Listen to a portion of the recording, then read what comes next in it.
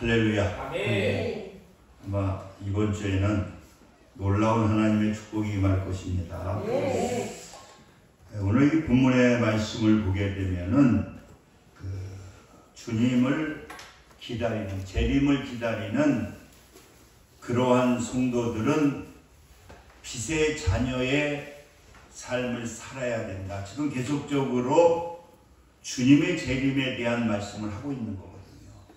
그래서 이제 주님이 재림하게 되는데, 이럴 때 주님이 재림하게 되는데, 그 주님이 재림하는 그러한 그 마음을 가지고 우리가 기다려야 되는데, 그때 우리는 빛의 자녀의 그러한 삶을 살아야 된다. 그래서 오늘 우리가 1절에도 보면은 한번 보시기 바랍니다.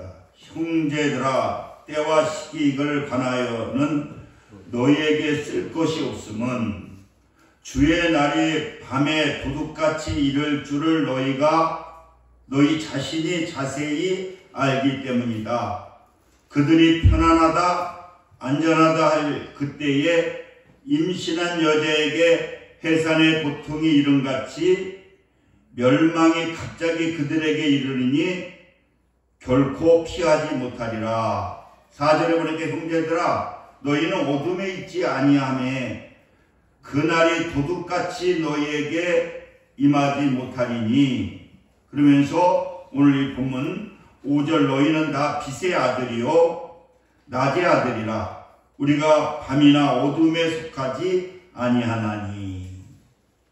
그러니까 우리가 우리가 재림을 하게 되는데, 이게 아주 신속하게 임하게 되는데, 우리가 편안하다 안전하다 할 때에 이렇게 주님이 임하시게 된다는 거예요.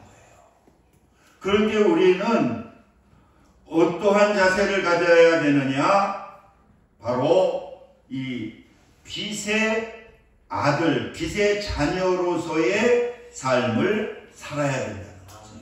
그러니까 그러면 우리가 빛의 자녀의 삶은 어떠한 삶이 우리가 빛의 자녀의 삶인가? 첫째는 오늘 본문의 말씀에 보니까 깨어 있어야 된다. 할렐루야. 깨어 있어야 된다는 거예요.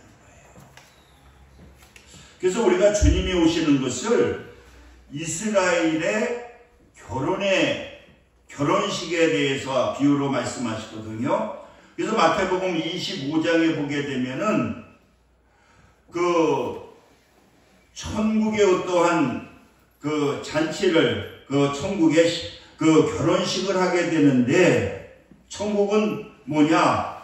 마치 등을 들고 신랑을 맞으러 나간 열처녀와 같다 하니, 우리가 이 이스라엘의 결혼식을 보게 되면은 제일 먼저 하는 것이 뭐냐? 정혼을 하는 거예요. 정혼이라고 하는 것은 신부 집에서 신랑 신부가 정혼을 하게 되는 거예요. 그러면 이제 신랑은 돌아가서 그때서부터 보통 한 1년 정도의 시간을 두고 그 신부를 맞이하기 위해서 준비를 하게 되거든요. 뭐 집을 짓는다든가 신방을 꾸민다든가 한 1년의 정도가 돼요. 근데 그 결혼식의 날짜는 아무도 모른다는 거예요. 아는 것은 신랑의 아버지만 안다는 거예요. 이제 한 1년 정도 되어서 이렇게 집이 방이 다 준비가 되게 되면 신랑의 아버지는 무슨 생각을 하느냐? 이제는 아들의 신부를 갖다 데려와야 되겠다. 근데 그 날짜는 누구도 모르는 거예요. 아버지만 아는 거예요.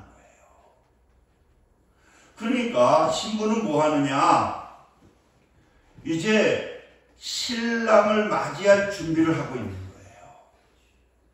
그래서 이제 어느 정도 되면은 이제 나를 데리러 오겠구나. 그래서 오늘 이 본문에 마태복음 25장에 보게 되면은 10처녀의 비유를 말하고 있습니다. 5처녀는 보니까 기름을 넉넉하게 준비해가지고 신랑을 맞을 준비를 하고 있는 거예요. 근데 5처녀는 기름을 준비하지 못해서 나중에 신랑이 왔을 때에 신랑을 맞이하지 못하는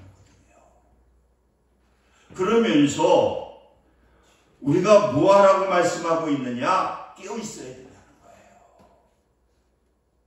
이제 이 주님이 오실 때가 가까웠기 때문에 우리는 뭐 해야 되느냐? 깨어 있어야 된다는 거예요. 그래서 베드로전서 4장 7절에 보니까 만물이 마지막에 가까웠으니 그러므로 너희는 정신을 차리고 근신하여 기도하라. 그러니까 우리는 이 말세를 맞이한 우리 하나님의 자녀들은 뭐 해야 되느냐? 깨어 있어야 된다는 거예요. 깨어 있는 건 뭡니까? 기도는 뭡니까? 하나님과 주파수를 맞추는 거거든요. 그러니까 이 말세에는 우리가 깨어 있어야 되는데 무엇으로 깨어 있느냐? 우리가 항상 하나님 앞에 기도하면서 그리고 하나님의 음성 말씀을 들으면서 우리는 깨어있는 그러한 생활을 해야 된다는 거예요. 할렐루야. 그래서 깨어있는 자들에게 하나님께서는 때가 되면은 그들을 부르시는 거거든요. 그러니까 우리가 열처녀의 비유를 통해서 다섯 처녀는 뭡니까? 기름 준비하면서 신랑을 맞이할 준비를 하고 있는 거거든요. 깨어있는 거거든요. 그러니까 그는 그 신랑이 왔을 때의 기쁨으로 맞이하는 것처럼 이 말세의 지말을 사는 우리 하나님의 자녀들은 뭐 해야 되느냐? 깨어있어야 된다는 거예요. 그래서 우리가 이럴 때 더욱더 정신을 차리고 우리는 하나님께 기도해야 된다. 할렐루야. 뭐 교회에서만 하는 것이 아니라 항상 우리가 어디를 간다든지 또 뭐를 한다든지 기도하게 될 때에 깨어있는 역사가 나타나는 거예요. 제가 이번에 그 핸드폰 교육을 받으러 갔거든요. 핸드폰. 예당교회라고 하는데 보니까 그 고려측이라고 하는데 그 노예에서 보니까 이 핸드폰 기능이 이게 보통 많은 게 아니더라고요. 보니까 뭐 유튜브 연결하는 것도 가르쳐 보는데 그건 너무 복잡하고.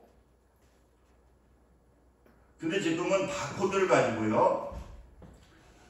바코드만 이렇게 비치면은 그 어느 산소 같은 데 가면 그 외국에는 보니까 이 바코드에다가 그 핸드폰을 탁 키면 그 돌아가신 분이 탁 거기 나타나는 거예요.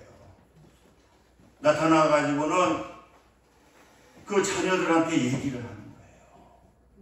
참 그 좋겠더라고요. 그런 게 있으면 산소 가서 무예명이 하는 게 아니라 딱 바코드로 거기 새겨 있는 거기서 딱 붙이면 그분이 나타나. 핸드폰에 나타나가지고 나는 몇 살에 태어나가지고 또 이렇게 생활을 하고 나는 젊은 나이에 벼랑 안에 어디를 가다가 자동차 사고를 만나가지고 나는 급하게 죽었다. 그러면서 우리 가정은 우리 자녀들은 이렇게 행복하게 살았으면 좋겠다. 이 바코드 하나보다 그게 만들어지는 거더라고요. 그러니까 여러분 보니까 그런 분들 이렇게 보니까 뭐 준비하지 못하고 그냥 바로 죽은 사람들이 많더라고요. 젊은 애들이 또 많고요. 그러니까 우리는 이 말세를 살아가는 우리들 하나님의 자녀, 지세 자녀들은 뭐냐? 항상 깨어있으라는 거예요. 뭘 통해서? 우리가 기도를 통해서 우리는 깨어있으라는 거예요. 그리고 두 번째로는 지세 자녀는 뭐 해야 되느냐? 오늘 본문에 보니까 호심경을 붙여야 된다. 8절 한번 보시기 바랍니다. 8절에 보니까 우리 같이 한번 읽을까? 시작. 우리는 낮에 속하였으니 정신을 차리고 믿음과 사랑에 호신경을 붙이고 그만 호신경을 붙이라는 거예요. 여러분, 호신경이 뭐냐고 하면은 옛날에는 심장, 폐 이것을 갖다가 전쟁 시에 보호하기 위해서 이런 새로 된 것을 가슴에 이렇게 붙이게 되는 거거든요. 그러니까 그거를 붙이게 되면은 그 활이나 뭐 창으로 공격을 하게 되면은 이 호신경이 딱 붙여 있으면 아무리 공격이 들어와도 이 폐를, 허파를 또 간을 뚫을 수가 없는 거예요. 지금으로 말한다고 하면은 뭐냐고 하면은 방탄조끼 같은 거예요. 그러니까 이게 전쟁 시에는 아주 중요한 거거든요. 왜? 다른 데는 뭐 활이 맞고 총이 맞아 죽진 않잖아요. 그런데 만약에 폐를 맞거나 또 심장을 맞거나 또 간을 중요한 부위에 맞게 되면은 그 자리에서 죽게 되는데 이 호신경을 갖다가 딱 붙여놓게 되면은 어떠한 것이 들어와도 막을 수 있는 힘이 생기는 거예요. 그런데 이 호신경이 뭐냐? 이 말세를 맞이한 비례자면은 믿음과 사랑이라고 하는 거예요. 우리는 뭐를 가지고 보호해야 되느냐, 가지고 있어야 되느냐? 우리는 믿음을 가지고 있어야 돼요. 그러니까 우리가 믿음, 예수 그리스도를 믿음으로 말미암아 우리는 하나님의 자녀가 되었고 우리는 하나님의 자녀의 권세를 가졌다라고 우리는 그 믿음의 확신을 가져야 된다는 거예요. 이것이 만약에 공격을 받아서는 안 된다는 거예요. 그러니까 오늘 하나님을 믿는 하나님의 자녀들은 하나님께서 여러분들을 만세전에 선택하시고 또 예수 그리스도를 믿게 하여서 우리가 하나님의 자녀가 되었고 하나님의 자녀가 된 우리들은 우리가 주님이 오면 주님을 맞이할 수 있는 그러한 특권이 있다는 것을 우리는 믿어야 된다. 할렐루야. 우리가 테레사 수녀가 그렇게 존경을 받잖아요. 근데 이제 테레사 수녀가 제가 가끔 얘기했잖아요. 내가 이 글을 읽어보니까 그 테레사 수녀는 인도에서 그 노숙자 같은 사람들을 얼마나 많이 이렇게 케어를 하는지 몰라요.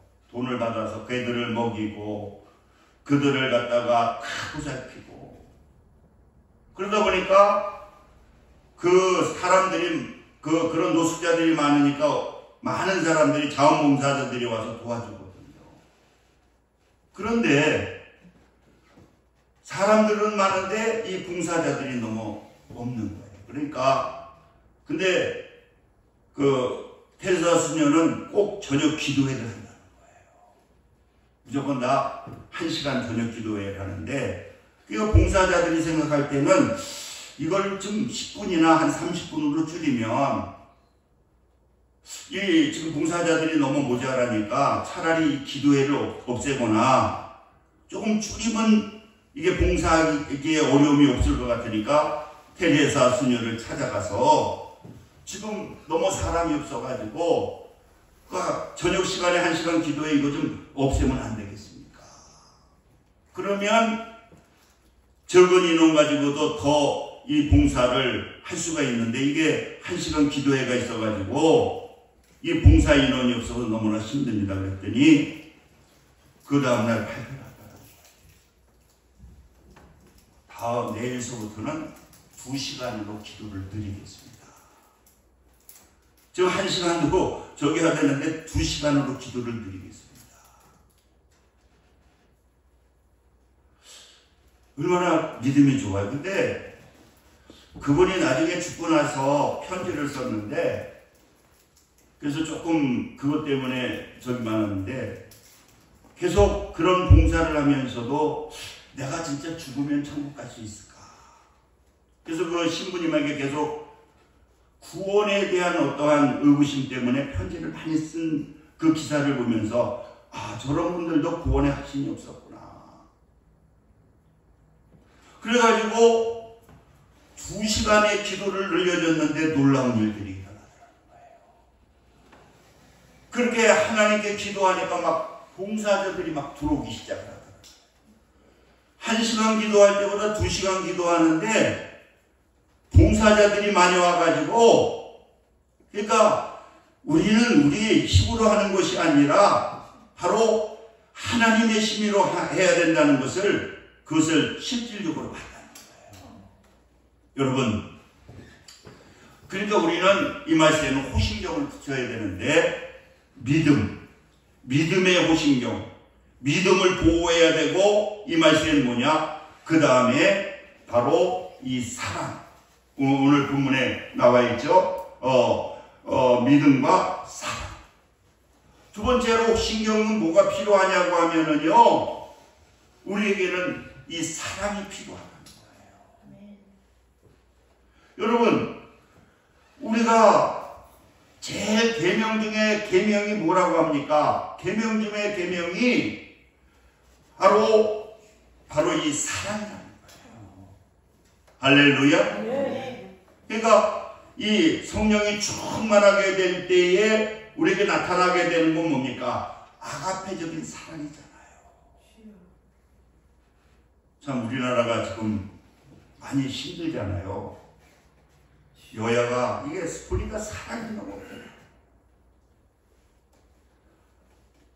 둘 다 똑같더라고. 좀 서로 옛날에는 참 그래도 조금 우리 김대중 대통령 시절이나 뭐 김영삼 대통령 시절에 이런 때는 그렇게 저기하면서도 서로 이렇게 합의를 보거든요. 참 그런 분들이 존경스럽더라고요. 근데 지금은 서로 죽이려고 하는 거예요. 그런데도 이렇게 우리나라가 어렵다고 하지만 이렇게 잘 사는 거 보면 이거 하나님의 은혜입니다. 할렐루야. 지금 일본이 되게 못 살잖아요. 어느 과장이 출근을 안 하더라는 거예요. 왜 출근을 안 하나 봤더니 넘어져서 얼어 죽었대. 왜 그러냐 그랬더니 일본은요, 우리처럼 이렇게 뜨뜻하게 살려면 뭐 20, 30평 살려면 우리나라 돈으로 한 100만 원 정도 있어야 된다는 거예요. 그러니까 냉방을 거의 안 한다는 거예요. 그러니까 약한 사람은 과장도 전략하다고 이불 덮고 자다가 동사해가지고 나오지 1년에 얼어 죽는 사람이 몇만이 된다고 해요, 겨울에. 왜냐고 하면은 난방비를 갖다가 제대로 쓰려면 지금 월급도 우리보다 적게 타게 되잖아요. 그러니까 일본이 지금 이제 우리나라보다 못 사는데, 여러분, 우리 하나님을 믿는 하나님의 사람들은 무슨 호신경이 있어야 되느냐? 아가페적인 사랑의 호신경에 보호를 해야 된다. 할렐루야. 서로 사랑해야 된다는 거예요. 우리 옆사람 모든 인사합시다. 사랑합니다. 예수님 안에서 사랑합니다. 할렐루야. 그러니까 여러분들도 자꾸만 사랑한다는 말을 하세요. 여보, 우리 이정혜 집사님 누나한테 여보 사랑해. 그럼 에이 뭐 그러면서도 남편이 마음이 얼마나 좋은지 몰라요. 우리 저 영민 목사님도 여보 사랑해 그러봐요. 물론 그러보세요. 뭐 아무튼 사랑해서 나쁜 게 없잖아요. 근데 우리는 아가페적인 사랑이잖아요.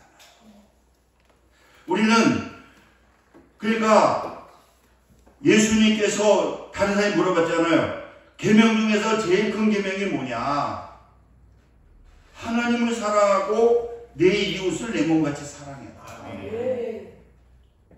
그리고 여러분, 사랑이 있을 때에, 그 아가페적인 사랑이 있을 때에 뭐가 됩니까? 이게 천국이 됩니다. 할렐루야. 여기서도 우리가 교회에 나오니까 서로 성도들끼리도 아가페적인 사랑을 보여주게 될 때에 이 교회 나오고 싶은 거예요. 기쁨이 있는 거예요. 그래서 우리가 성령이 충만하게 되면은 제일 먼저 나타나게 되는 게 뭡니까? 그게 사랑이잖아요. 또 그 다음에 뭡니까? 기쁨. 그 다음에 또 뭡니까? 마음의 평화. 그러니까 막 이렇게 성령이 충만하면 내 마음속에 막 사랑이 흘러넘치는 거예요. 미워하는 사람도 용서하게 되고 또 원수진 자들도 사랑하게 되고 이렇게. 그러니까 우리가 이 빛의 아들이 되기 위해서는 후신경을 붙여야 되는데 우리는 믿음과 사랑이 있어야 된다. 그리고 세 번째로는 빛의 자녀는 뭐냐? 투구를 써야 된다. 투구. 오늘 보시기 바랍니다. 8절. 호신경을 붙이고 그 다음에 뭐라고요? 구원의 소망에 투구를 쓰자. 우리가 투구를 써야 되는데 구원의 소망에 투구를 써야 된다. 투구는 왜 씁니까? 전쟁하러 나가는 거예요. 호신경은 왜 붙습니까? 우리는 이 세상 이 영적인 전쟁을 하는 거잖아요. 그래서 우리는 항상 구원의 확신을 아까 말한 믿음처럼 확신을 가지고 뭐 해야 되느냐? 그 소망을 가지고 뭐 해야 되느냐? 복음을 전하는 귀한 삶을 살아야 된다는 거예요. 하나님께서 우리를 택하신 목적이 뭐냐고 하면은 빛의 자녀로서 뭐라고? 빛을 비치는 사명을 가지라는 거예요. 우리가 받은 복음을 갖다가 복음의 빛을 비치는 우리는 그 사명을 갖다가 감당해야 된다는 거예요. 할렐루야. 그래서 하나님이 가장 기뻐하시는 것이 뭐냐? 영적인 전투를 통해서 투구를 쓰고 영적인 전투를 통해서 포로된 자를 갖다가 구출하는 것이 우리의 사명이라는 거예요. 지금 세상의 영에 붙잡혀 있는, 세상의 영에 포로되어 있는 그 영혼들을 갖다가 이 구출하는 것이 그것이 뭐냐? 빛의 아들의 사명이라는 거예요. 그래서 우리는 그런데 그 비전이 있어야 된다는 거예요. 그래서 항상 우리는 뭔가 목적을 가지고 꿈을 가지고 소망을 가지고 그래서 올해는 특별히 이번 우리가 부활절에 내가 몇 명이라도 2명 이상이면 내가 이번에 초청해야 되겠다. 그러니까 여러분 하나님은 심은 자도 거두는 자도 물 주는 자도 하나님은 다 축복하시거든요.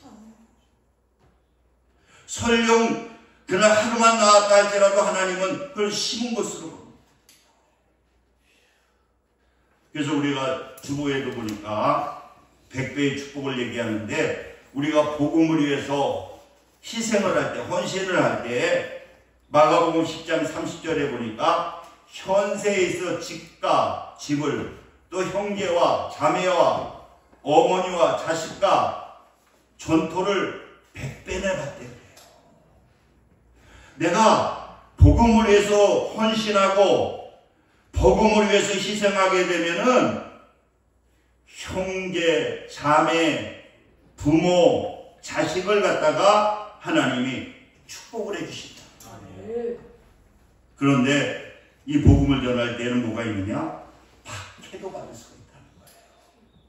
여러분 복음을 전하면 그냥 되는 게 아니고 욕도 먹고.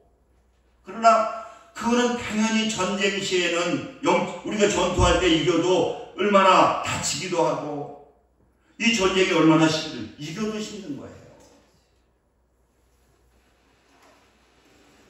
그러면서 내세에 영생을 받지 못해요. 복음을 전하는 자는 하나님이 꼭 영생, 천국을 보장해 주겠다는 거예요. 그래서 우리는